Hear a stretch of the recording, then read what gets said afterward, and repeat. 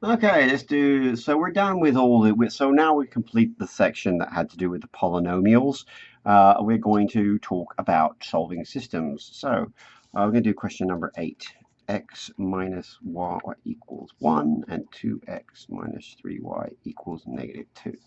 Now, when it says do an algebraic method or traditional algebraic method, it means don't use your calculator.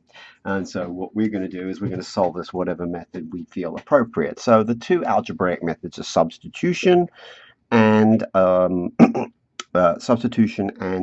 elimination. And I'm going to use elimination just because it's easier to do it in elimination in this particular case. So how many we have? I'm going to decide to get rid of the x's. We have 1x in the top and 2x in the bottom. We have plus 1x in the top and plus 2x in the bottom. So what I'm going to do is I'm going to multiply the top equation by negative 2, which I'm allowed to do. It doesn't change anything. And I get negative 2x plus 2y equals negative 2. So notice how I put parentheses around everything, and then that helps me remind me to multiply everything out. All right, now I add these up. So I get negative 2x and 2x, those cancel out. I get 2y and negative 3y, which is negative y. And I get negative 2 and negative 2, which is negative 4, so y equals 4. Now, a lot of students stop right here and think they've got the answer, and that's only half the answer. So we'd like more than half credit. So we've got to pick either equation. We're going to plug or substitute y equals 4 in there. So I'm going to use a top equation. So x minus 4 equals 1, so x equals 5.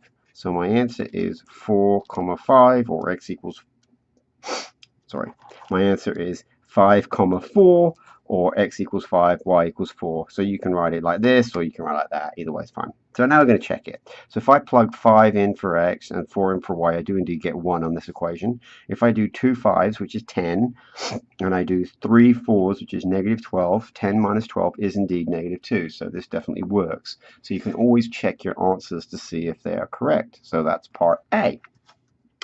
Part B. Part B is a system with 3 variables and 3 unknowns. Sorry, 3 variables and 3 equations. And this one is so easy, we don't really want to do this using the calculator because it's actually really straightforward. All right, so let's look at this. We know that z right here is 2, so I can take z equals 2 and plug it in here. So I'll get y minus 3 times 2 equals negative 6, which will give me y minus 6 equals negative 6, which will give me y equals 0. So now I can take now I can take y equals 0 and z equals 2 and plug it into the top equation to figure out what x is. So I have x, and 3 zeros are 0. So I get x plus 2 equals 4 from this equation right here because y is 0 and z we have figured out is 2. And so I get x equals 2. So my answer is, if I was to write it as an ordered triple, would be 2, 0, 2. So now, to make sure that we've done this correctly, let's go through and plug all our numbers in. Z equals 2, that's good. If I take negative 3 times 2, I get negative 6, and plug 0 in for y, I get negative 6 equals 6. So that works. If I plug 2 in for x, and 2 in for y, and 0 in, I get 4. So boom, it works.